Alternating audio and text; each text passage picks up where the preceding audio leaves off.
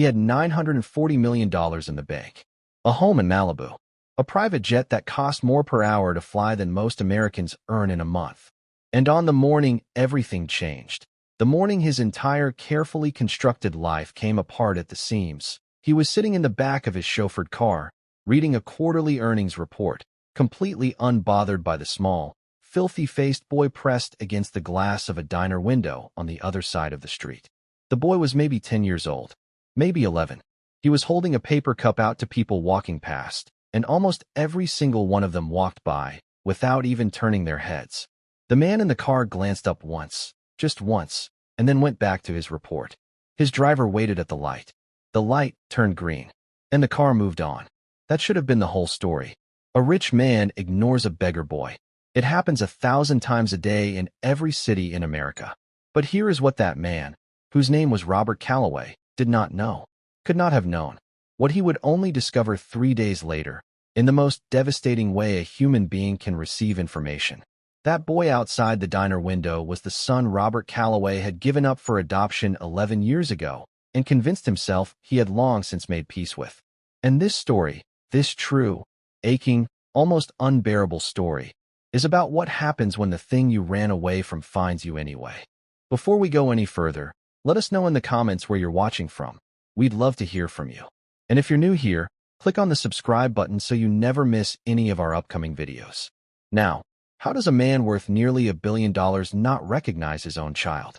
How does a boy end up begging on the street when his biological father is one of the wealthiest men in the state of California? And what was in the letter, the handwritten letter that arrived at Robert Calloway's office 3 days after that morning outside the diner, that made his assistant say it was the only time in 11 years she had ever seen that man weep? These are the questions that pull at you. But to understand the answers, you have to go back. Back to before the money. Back to a 23-year-old Robert Calloway, standing in a hospital hallway in Sacramento, California, being asked to make a decision that would haunt him for the rest of his life. And you have to understand the woman he loved, because this story is hers just as much as it is his. Maybe more. Robert Calloway grew up in Fresno, California, the kind of Fresno that doesn't make the travel brochures. He was raised by a single mother named Gloria, who worked double shifts at a laundromat 6 days a week and smelled every evening like detergent and tired feet.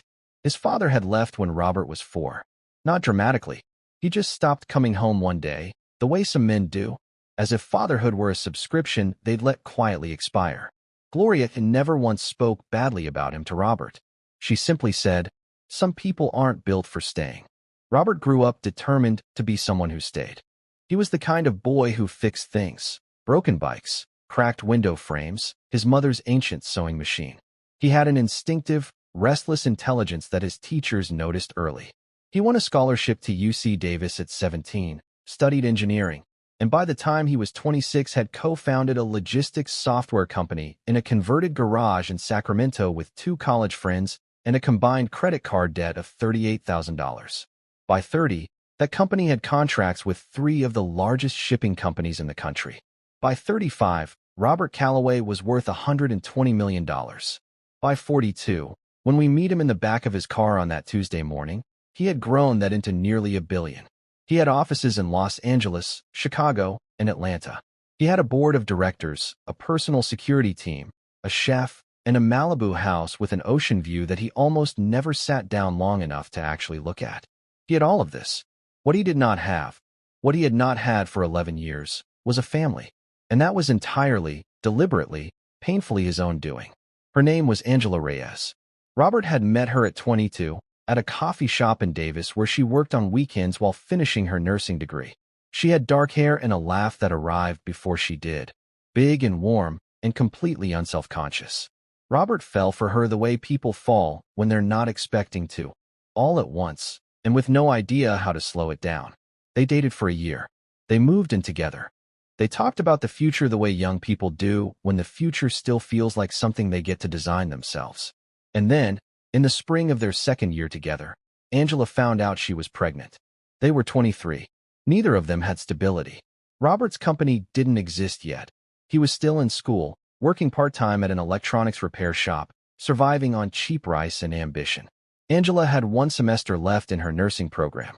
They sat in their small apartment for a long time after she told him, both of them very quiet, both of them understanding something the other couldn't quite say out loud, that neither of them was ready. What happened next is the part Robert would spend the next 11 years trying to live with. He suggested adoption. Angela did not want to. She cried.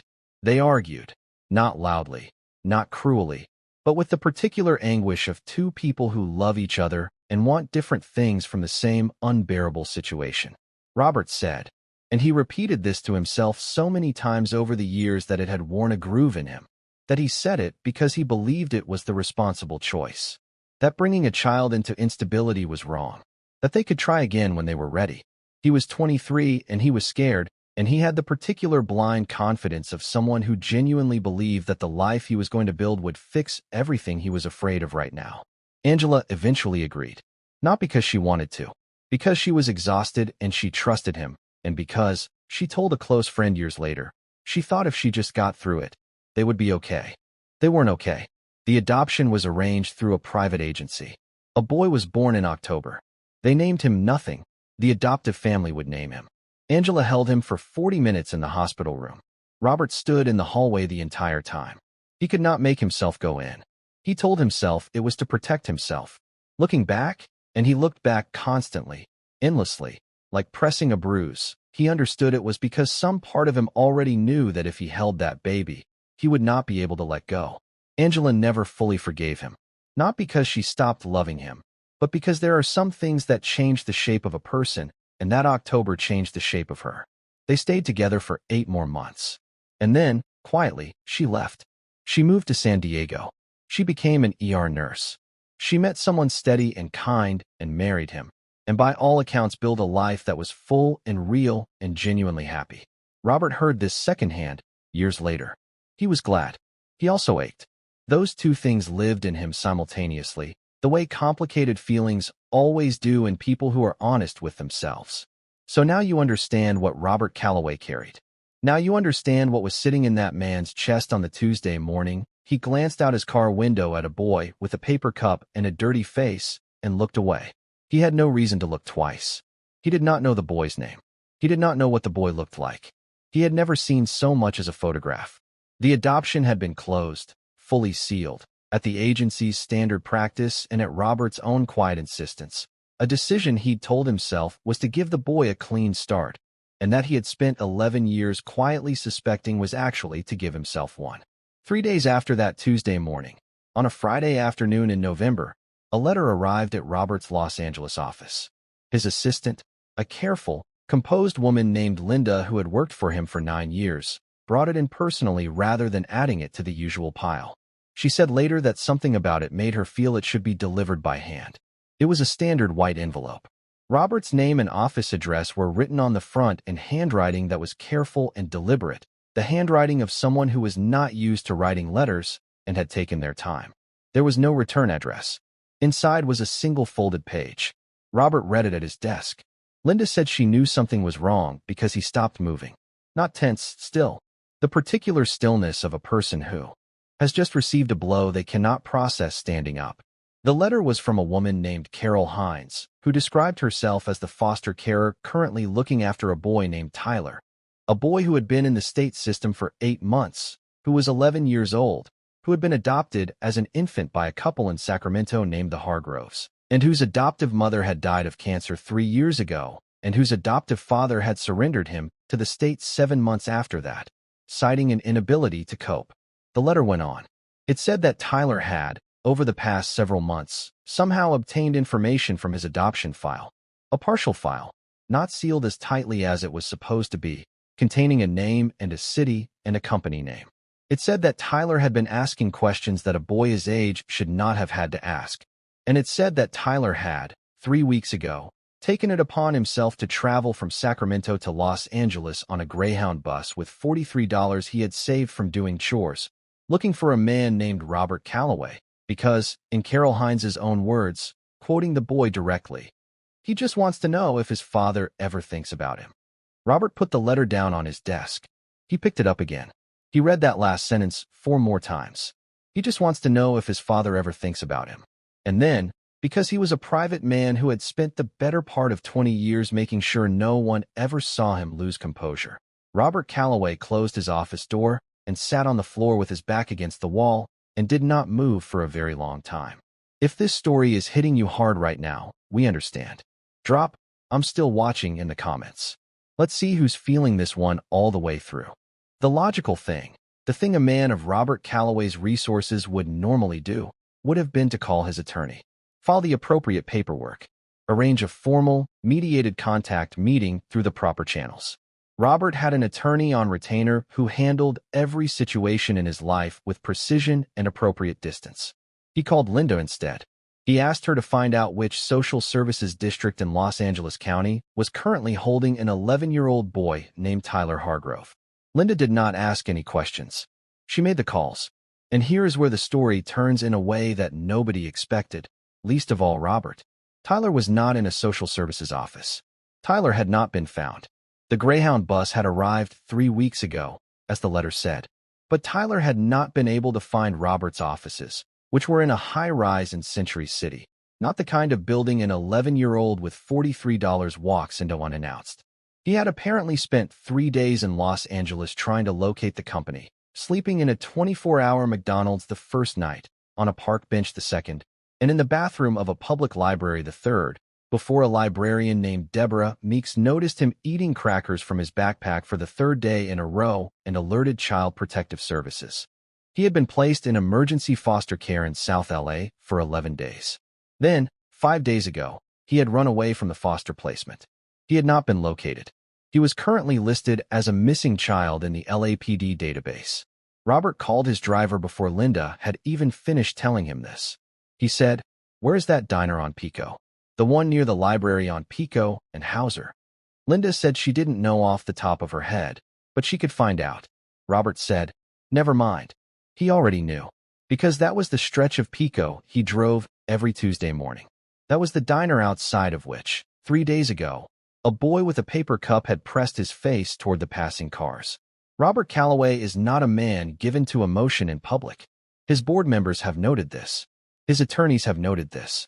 His driver, Gerald Mitchell, who has worked for him for 6 years, had never once seen the man in the back seat be anything other than focused, measured, and professionally distant.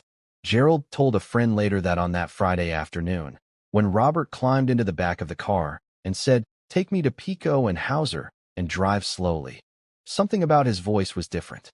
Not broken, not dramatic, just stripped of something. The careful coating gone. They drove that stretch of Pico 4 times. On the 4th pass, in the fading light of a November afternoon, Gerald spotted him first. A boy sitting on a bus bench with a backpack on his lap and a paper cup, empty now, set beside him on the seat. Robert was out of the car before Gerald had fully stopped. He walked to the bench. Tyler looked up. He was small for 11, lean, dark-eyed, with a watchfulness about him that children develop when they've learned that adults are not always reliable. He did not run. He looked at Robert the way a person looks at someone they've been searching for, not with joy exactly, not yet, but with a kind of recognition that bypasses the conscious mind and lands somewhere deeper. Robert sat down on the bench. He did not have a plan. He had no speech prepared, no legal framework, no careful strategy. For the first time in a very long time, Robert Calloway had nothing but the moment in front of him. He said, "Are you Tyler?" The boy said yes. A long pause. Robert said, "I think you were looking for me." Tyler looked at him steadily and said, "Are you Robert Calloway?" Robert said yes. Another pause. The traffic moved on Pico. Someone's music drifted from an open car window and faded. And then Tyler said, not angrily, not tearfully, with the extraordinary plainness of a child who has rehearsed a question so many times it no longer carries the weight of the moment, "Do you ever think about me?" And Robert Calloway, who had built an empire on his ability to answer difficult questions without flinching, could not speak for a long time. When he finally did, he said the only true thing available to him. He said, "Every single day." Was that true? Had it been true every single day? Robert wasn't sure. What he was sure of, in the way that certain moments make you suddenly sure of things you've been avoiding for years, was that it should have been. That whatever he'd been filling those days with, that boy should have been somewhere in it. Every day? Tyler looked at him for a long moment after he said that. Then he looked down at the cup on the bench beside him. He said, very quietly, "I didn't know how to find you." Robert said, "I know. I'm sorry. I should have been easier to find." That was it. No grand declaration. No cinematic embrace. Just a man and a boy on a bench on Pico Boulevard in Los Angeles, saying small, true things to each other in the November cold. Think about what that child did. He was 11 years old. He had lost his adoptive mother. He had been surrendered by his adoptive father. He had been placed in a foster home he ran away from. He rode a bus 350 miles with $43 and an incomplete address, slept on a park bench, and kept going. For the chance, not even the guarantee, just the chance, of knowing whether the man who gave him up ever thought about him. What kind of courage is that? What kind of longing drives a child that far? And here is the question I want you to sit with right now. If you were Robert Calloway, if you were sitting on that bench, what would you say? After 11 years of silence, of distance, of telling yourself the decision was made and the chapter was closed, what do you say to a child who walked 350 miles just to ask you if he matters? What followed was not simple. Real life, as we've said before, almost never is. Robert called his attorney that night, not to create distance, but to understand his options. He called Angela in San Diego too, which was a conversation that lasted nearly 2 hours, included long stretches of silence on both ends, and ended with Angela saying, in a voice that had all the old love and all the old grief wound together in it, "Take care of him, Robert. You have the chance now. Take care of him." That was all she said about the past. Tyler was placed back with Carol Hines, the foster carer who had written the letter, while Robert began the formal process of applying to become Tyler's legal guardian. It was a long process. Robert's attorneys managed it. His life was scrutinized, his finances, his home, his schedule, his habits, his psychological readiness for single parenthood at 42. He submitted to all of it without complaint. There was a period of supervised visitation first, Saturday afternoons, 2 hours, in a neutral family room at the social services office. Robert brought food the first time. Tyler ate quickly and said little. The second visit, Tyler brought a book, a worn paperback about the history of bridges, and showed Robert a passage he found interesting. Robert read it and said, sincerely, that he had never thought about bridges that way before. Tyler said, "Most people haven't." The third visit, Tyler asked Robert what his company actually did. Robert explained logistics software, how it made shipping faster, how goods moved across the country, and Tyler listened with the focused attention of a child who is genuinely curious about how things work. Robert noticed that. He recognized it. He had been exactly that child. Over the weeks of those Saturday visits, something slow and careful and real began to form between them. Not a fairy tale relationship, not an instant bond, but something honest, built visit by visit, question by question, the way real trust is always built, which is slowly and without guarantees. 8 months after that November bench, Tyler moved into Robert's Malibu house. He got the room facing the ocean. He said it smelled like salt. Robert said most things did out here. Tyler said he liked it. Robert said good. That was the whole conversation. But in that small exchange was something enormous. The sound of two people deciding, quietly and without ceremony, to try. Here is what this story is really about. It is not about a billionaire. It is not about a lucky boy whose father turned out to be rich. Strip the money away entirely, and I mean entirely, and what you have is a story about a child who refused to accept that he didn't matter to someone who should have chosen him, and a man who had spent 11 years becoming enormously successful at everything except the one thing that actually required him to be still and present and honest and afraid. Robert Calloway had built $1 billion worth of systems to manage how things moved in the world. He had never built a single system for managing the thing he ran from at 23 in a hospital hallway in Sacramento. And it took a boy with $43 and the extraordinary stubborn courage of someone who hasn't yet learned to protect themselves from hope. It took that boy to bring him back to himself. Robert gave a rare public speech, years later, at a fundraiser for a foster care advocacy organization he quietly funded. He said this, and I want you to hear it. "The most important decision I ever made in my life was not founding my company.